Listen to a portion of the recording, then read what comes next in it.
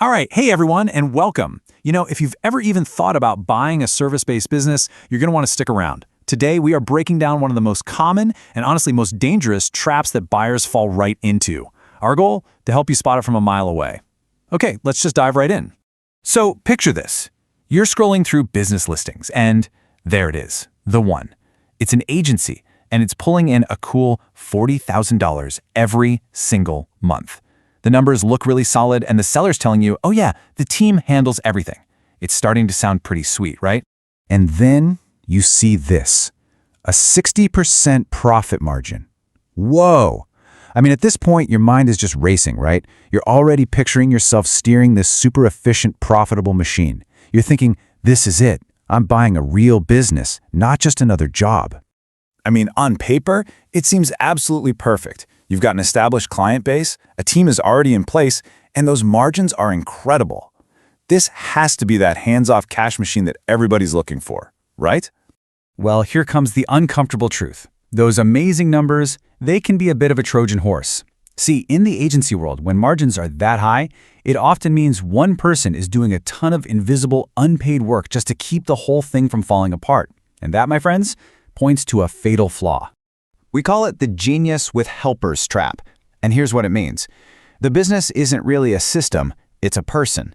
The founder is the genius who does all the final quality checks, they catch every little mistake, and they're the one making sure every client is happy. Everyone else, they're just helpers. So, what happens when that genius leaves after you buy the company? The whole thing just collapses. So, how do we dodge this bullet? Well, first, we have to understand what we're actually buying. It's so easy for buyers to get distracted by all the shiny objects, but the real asset, the thing that actually matters, is usually hidden in plain sight.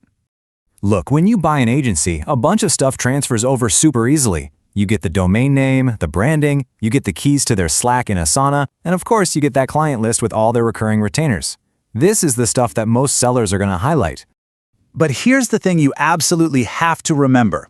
A client list is not security. Clients don't pay you for a brand name or to be in a Slack channel, they pay for results. And if the quality of the work tanks the second the founder walks out the door, that client list isn't worth the paper it's printed on.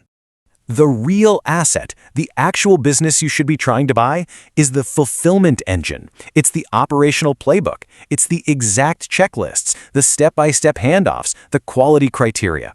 If that engine lives entirely inside the founder's head, you are not buying a business, you are buying their old job. Okay, so how in the world do you find out if this fulfillment engine is real? You have to perform what I call a fulfillment audit. And it really just comes down to 3 simple but incredibly revealing questions that will expose the truth. So don't ask, do you have systems? Because of course they'll say yes. You need to ask this instead.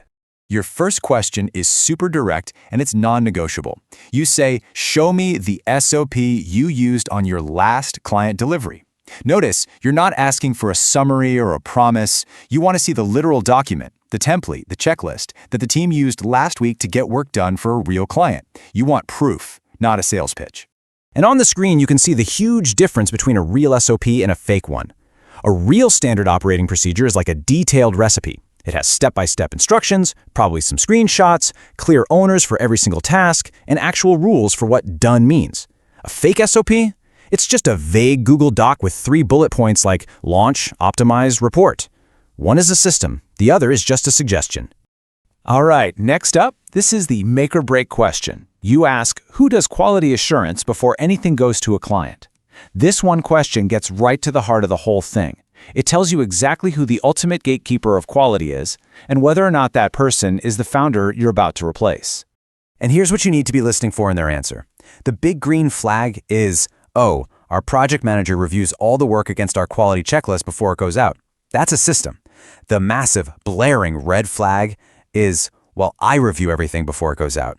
If the founder is the QA department, that agency is fragile by design. And finally, here's the ultimate bluff caller. You ask for a screen recording, a Loom video, of their QA process in action. Think about it.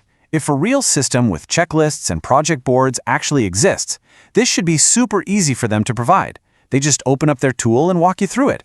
If they can't show it to you, it's probably because it doesn't really exist. So let's say you skip these steps. What happens then? Let's take a look at the consequences because this is exactly how a great investment can totally evaporate in just a couple of weeks. It's a chain reaction, and it happens all the time. First, you take over and you're full of excitement. Then the helpers deliver their work, but now the genius isn't there to catch those small but critical mistakes. And guess what? The clients, they notice immediately. They start to complain, trust starts to erode, and before you know it, those reliable retainers, they get canceled. And just like that, your cash machine is broken. So what do you do if your audit reveals that the agency is in fact a genius with helpers? Well, first off, you haven't failed. You've actually succeeded in your due diligence. And now you've got two very, very clear choices. Option A is simple. You walk away. And there is absolutely zero shame in this. You just dodged a massive headache and saved your money for a real turnkey business. Now, option B is to discount and rebuild. You go back to that seller and you negotiate the price down. Hard. Because you have to make it clear you're not buying a finished machine, you're buying a project. And your day one job is going to be building the fulfillment engine that should have been there all along. So let's wrap all this up with the bottom line. It's all about shifting your perspective from buying revenue to buying a system. A truly valuable, transferable agency. It looks very specific. A real turnkey agency isn't just a Slack channel full of freelancers. It's a business that has documented and, this is key, enforced SOPs. It has quality checks that are part of the process, not just a person.